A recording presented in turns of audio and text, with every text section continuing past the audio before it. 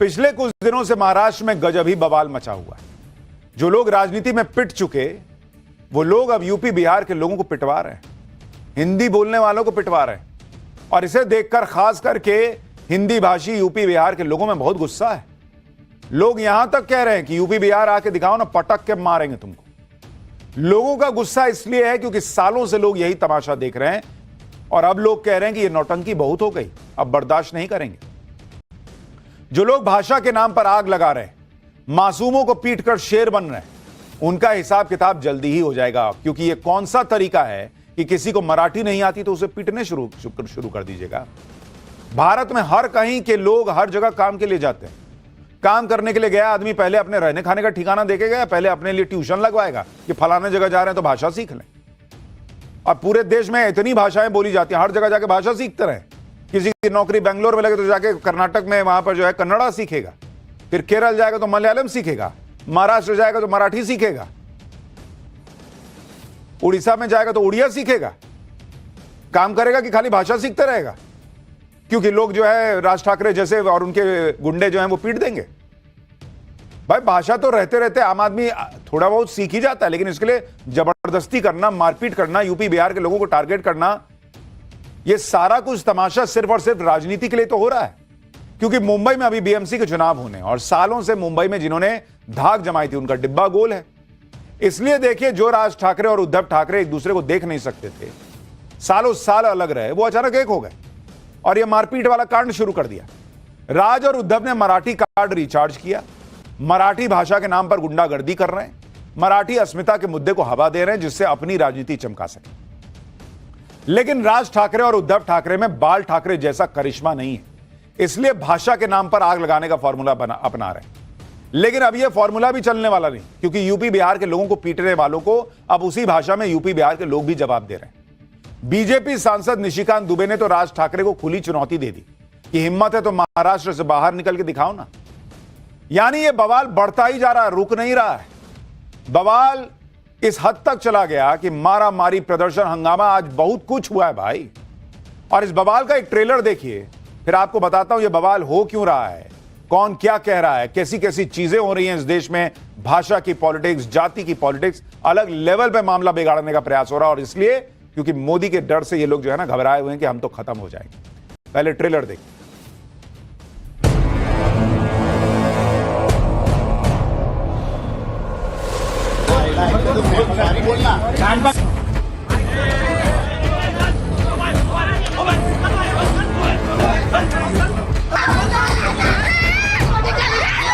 यदि बहुत बड़े बॉस हो तो चलो बिहार, चलो उत्तर प्रदेश, चलो तमिलनाडु, तुमको पटक पटक के मारेंगे। कि दुबे है कौन? दुबे को क्या अथॉरिटी दिया है क्या यहाँ के हिंदी भाषिकों ने? महाराष्ट्र का मिजाज ऐसा है कि इस प्रकार के प्रयोग यहाँ चलेंगे नहीं। जो मराठी आदमी है वो बड़े दिल का है।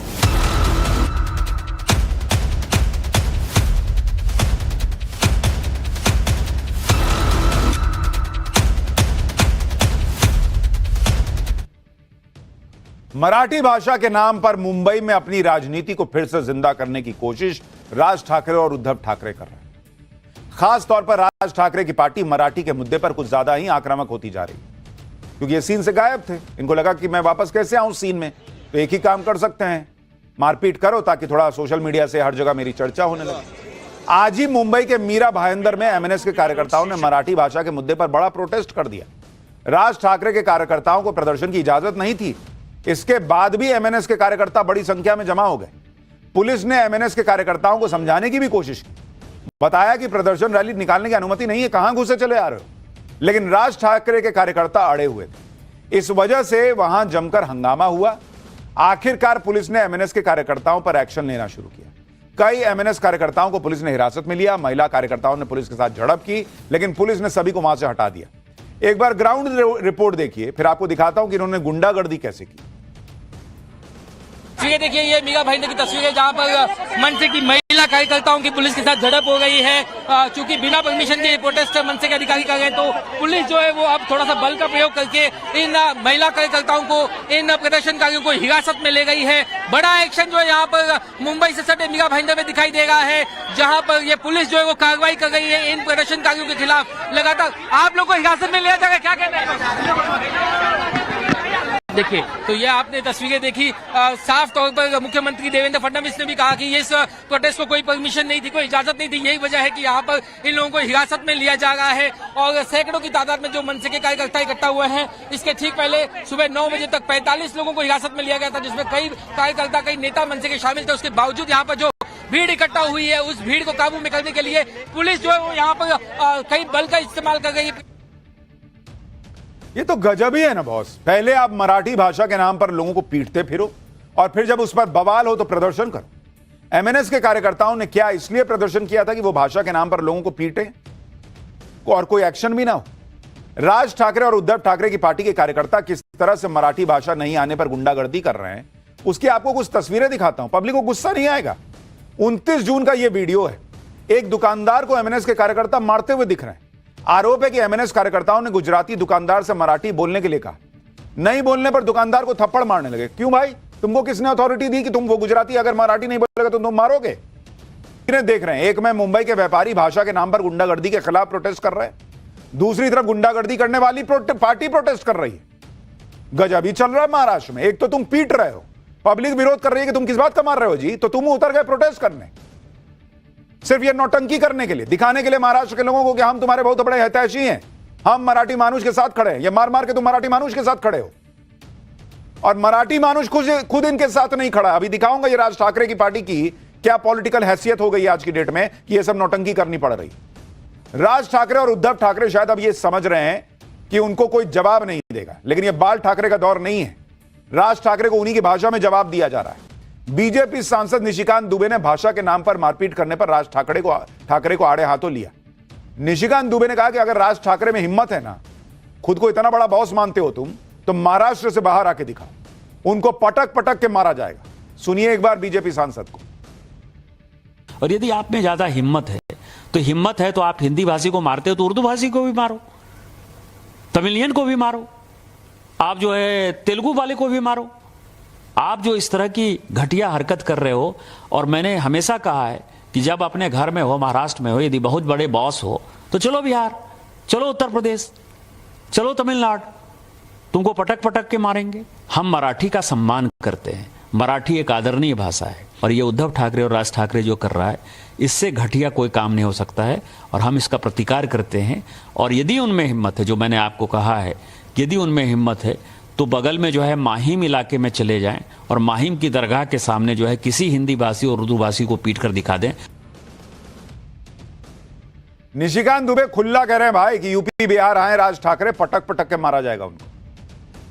वो तो ये भी कह रहे हैं, और वो अकेले नहीं कह रहे हैं। थोड़ी देर अभी 2 दिन पहले भी जब ये सब हुआ था तो नीतीश राणे ने भी कहा था कि खाली हिंदू को मारते हुए हैं, मुस्लिम भीड़ वाले इलाके में, मुस्लिम बहुल इलाके में जाके इनकी हिम्मत नहीं होती इनके कार्यकर्ताओं की जाके बोले कि जरा मराठी बोल के दिखाओ। वहां एक बार गया था, एक उसको पकड़ के कान से माफी मंगवाया गया था। निशिकांत दुबे के बयान ने महाराष्ट्र की राजनीति में हंगामा मचा दिया। राज और उद्धव ठाकरे की राजनीति को निशिकांत दुबे ने खुला चैलेंज दिया, जिससे उद्धव ठाकरे की पार्टी बौखला गई। निशिकांत के चैलेंज पर संजय राउत ने कहा कि निशिकांत दुबे है कौन? क्या महाराष्ट्र के हिंदी भाषी लोगों ने निशिकांत को बोलने के लिए अथॉरिटी दी है? संजय राउत ने आरोप लगाया कि निशिकांत दुबे ने मराठी लोगों का अपमान किया है। सुनिए संजय राउत को। दुबे को क्या अथॉरिटी दिया है कि यहाँ के हिंदी भाषिकों ने? वहाँ बैठकर आप बात करते हो। यहाँ के जो हिंदी भाषी नेता है, मैं उनसे अपील करता हूँ, दुबे का जो वक्तव्य है उसका निषेध करो आप।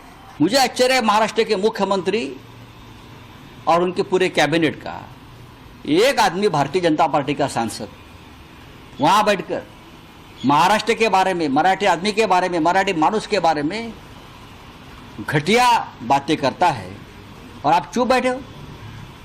आप कौन से मुख्यमंत्री हो? संजय राउत पूछ रहे हैं कि निशिकांत दुबे है कौन, इसको किसने अथॉरिटी दी ये सब बोलने की? संजय राउत से कोई पूछे कि संजय राउत और उनकी पार्टी को किसने अथॉरिटी दी गुंडागर्दी करने की और लोगों को मारने की? आपकी पार्टी तो सिंगल लार्जेस्ट पार्टी भी नहीं है कि हम मान लें कि इतना बड़ा बहुमत है आपके पास कि पब्लिक महाराष्ट्र की पब्लिक की आप आवाज हैं। आपकी पार्टी को तो पब्लिक ने रगड़ के रख दिया चुनाव में, ऑथराइज किया जी कि आप जाके मारिए जिसको हिंदी, जिसको मराठी नहीं आ रही है, हिंदी बोल रहा है तो उसको मारिए। किसने ऑथराइज किया? लेटर है पब्लिक का। भाषा के नाम पर समाज को बांटने का अधिकार इनको किसने दिया? जैसे को तैसा जवाब मिला तो संजय राउत अथॉरिटी और अधिकार दिखाने लगे, निशिकांत दुबे पर मराठी भाषा के अपमान का आरोप लगाने लगे, जिसका जवाब महाराष्ट्र के सीएम फडणवीस ने दिया। देवेंद्र फडणवीस ने कहा कि निशिकांत दुबे ने एमएनएस के लिए बयान दिया था कि जिस तरह की हरकतें कर रहे हो यूपी बिहार आओगे तो पटक के मारा जाएगा। आम मराठी के लिए नहीं कहा था, आम महाराष्ट्रियन के लिए नहीं कहा था। हालांकि उन्होंने यह भी कहा कि इस तरह के बयान से बचना चाहिए। सही बात, इससे लोगों में भ्रम पैदा होता है। एक बार मुख्यमंत्री फडणवीस को भी सुनिए।